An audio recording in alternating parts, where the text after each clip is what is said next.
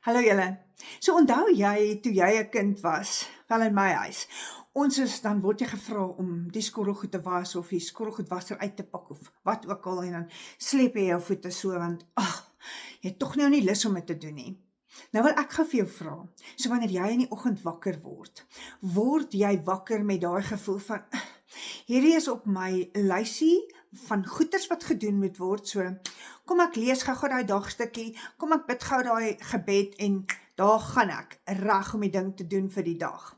Of staan jy op met blink oë en groot afwagting en kan nie wag vir dit wat die Vader vandag vir jou wil vertel nie. Dalk is daar 'n nuwe geheim, dalk gee hy wysheid vir jou in jou skoot en vandag is daar dalk een mens wat daai wysheid wat hy nou met jou gedeel het, om daai wysheid met hulle te deel. En al hierdie lekkerte van by hom sit, ja, hy kan ons ook teregwys, want hy wil graag die beste vir ons hê. So, wanneer ons tyd met hom spandeer, is dit 'n tyd van jou emmer word volgemaak van 'n verskeidenheid van goed.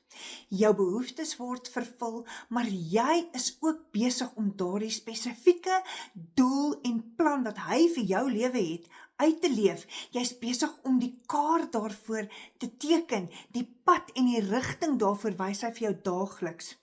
Psalm 119 sê nie verniet, hy is die lamp wat jou voete lei waar jy moet gaan nie, né? Hy is die lamp op jou pad. So hy wys jou en baie keer wys hy ons nie 3 jaar vooruit nie.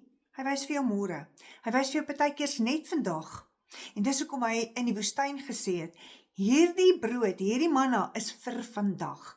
So dis hoekom ons elke dag by sy voete gaan sit, met groot opgewondenheid om te hoor, wat wil hy vandag vir ons sê, watter manna gee hy vir ons, en watter daarvan kan ons uitdeel aan ander. Mag jy vandag heerlike manna by jou Vader kry, en hierdie tyd saam met hom verskriklik baie geniet. Tot volgende keer.